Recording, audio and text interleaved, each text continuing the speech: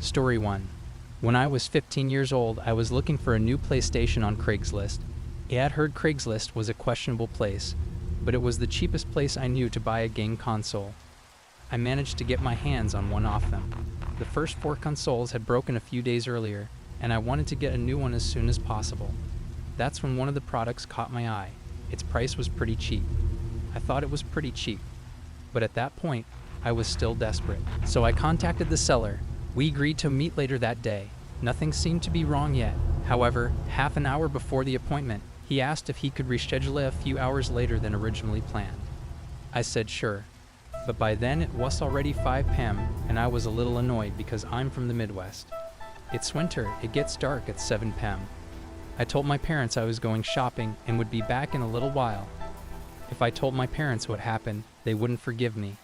I was a stupid teenager, even though I knew it was wrong to lie. Anyway, what can I say? In the midst of it all, I had an intuitive sense that something was wrong. It was about 8:30 p.m. at the time, so it wasn't a surprise that it was dark outside. I live in a rural area and honestly, I think that added to the creepiness. After running for a while, I got a notification on my cell phone. It was a message from him. I don't remember his name, so I'll call him George from now on. It said he wanted to meet me at my house, not the park we had talked about earlier. At that moment, I knew in my heart that something was wrong. I just really wanted peace, and I was already upset that he had postponed our meeting, so I didn't want to go home empty-handed and just leave. Going to his house that night was the biggest mistake of my life. When I got to this house, the mood was not good. I can't explain how I felt, but it was something I had never experienced as a stupid, naive 15-year-old. It was like this. I knocked on the door. The house was very old and dimly lit. There were hardly any lights. Ace, I said. The house was in a rural area and there weren't many other houses around. As I walked to the porch to knock on the door, I began to doubt myself. Like whether I should turn back now. I don't know why, but I didn't turn back. I really wish I had. At this point, I'm not going to lie. I broke a brick. I lightly knocked on the door. He opened the door 4 times, almost immediately, and introduced himself. It was like he was waiting there for me. He asked if I wanted to come in and turn on the 4 units and make sure everything was in working order before I made my purchase. He said he would do that. I was silent for a while. I started to say, oh no, no, no, no, no, no, no thank you. I'm fine. He looked a little funny, like I had offended him or something. I gave him the money and handed me the merchandise and extra Cynthia box that came with it. Games, controllers and the necessary cords. He schemifed needed to come in and see if everything worked before I left. I told him that my parents had a curfew and that it would been true life I didn't get them. He told me he had to go home. His eyes darkened with anger after those words. I was so angry that he immediately reached for my arm and grabbed me and tried to drag me inside. I quickly dodged him and ran screaming toward my car. Despite running fast, I swear I've never run faster than that in my life. I think it took me a long time to get to my car, because I had to run up the stairs and it was dark. So I had to be careful. I didn't fall. He was an older man, relatively out of shape. I didn't think he was going to catch up with me, because that's what I thought just looking at him. On the way to the car, my heart was racing and I thought I was going to have a heart attack. He yelled at me, called me different names, and told me I was lucky to be alive. Otherwise I would be in his basement right now, begging for the hope you deserve. When I got in the car, he said he only saw half of me. I drove away and never looked back. Now that I think about it, maybe his house really was abandoned. Either way, I don't know, and it doesn't matter. I'm just glad he's safe. He said he was too old for this kind of work, and that he would be very grateful for my help.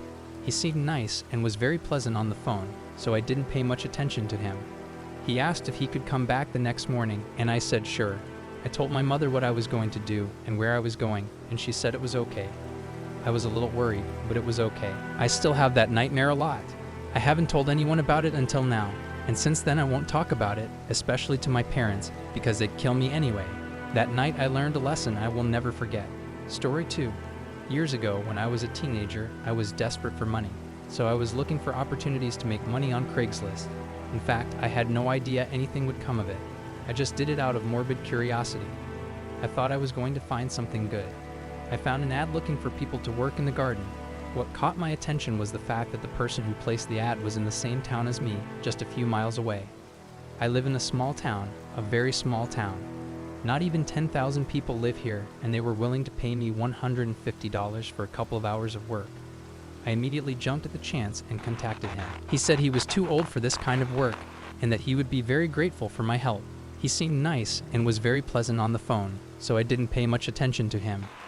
He asked if he could come back the next morning, and I said sure. I told my mother what I was going to do and where I was going, and she said it was okay. I was a little worried, but it was okay. There was nothing strange at first. He asked my age, where I was from, and my name. I told him my name and that I was from the same town a few miles away.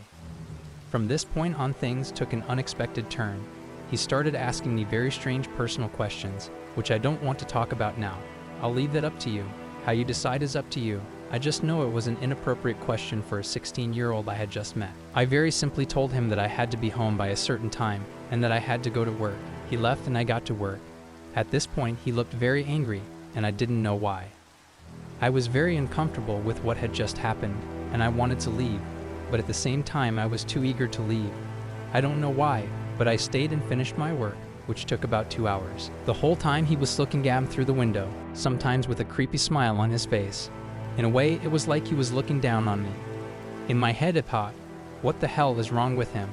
But I had already shown up and started working, and I needed the money, so I finished it. Like I said, when I finished it, I had everything. He lent it to me and left it on my doorstep. I knocked on the door to let him know the job was finished. He handed me $120 and in a very demanding and rude manner told me to get out of here. I stood there for a while in shock, confused, just looking at him. He started yelling at me and told me to go to hell and get off his land. At the time, I didn't even care that he didn't pay me the full $150. I thought something bad was going to happen, so I got in my car and drove home the same way. He kind of yelled at me and told me I would see him soon. If I didn't want something bad to happen to me, I wouldn't tell anyone about what happened. He shouted out my address. I can't believe a word he said. How does he know my address? What does he want from me? On the way home, I started crying hysterically. I had never been so scared before.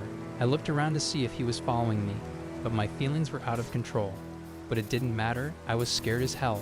When I got home, I ran to my bedroom and did my best to gather my thoughts. I was too scared to tell my parents what had happened. I was afraid that if I did and he got arrested, he would try to kidnap me or do something stupid when he got out of jail. I stayed up all night that night. I was so anxious that I didn't even try to sleep.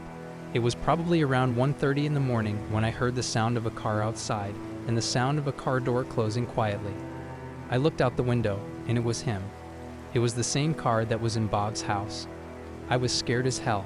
I ran out of my room, screaming in my parents' room, telling them everything that had happened, that there was a man outside and he was going to hurt me. My father raised his gun and started screaming and threatening me. My father picked up the gun and started screaming and threatening me, but he ran away and I never saw him again. Then my parents went to the police and arrested him for harassment and attempted aggravated assault or something like that. That was over 3 years ago, and I still live in the same house, and I still have nightmares and anxiety from that time. I don't want to be alone in the house anymore. I don't want to see them anymore.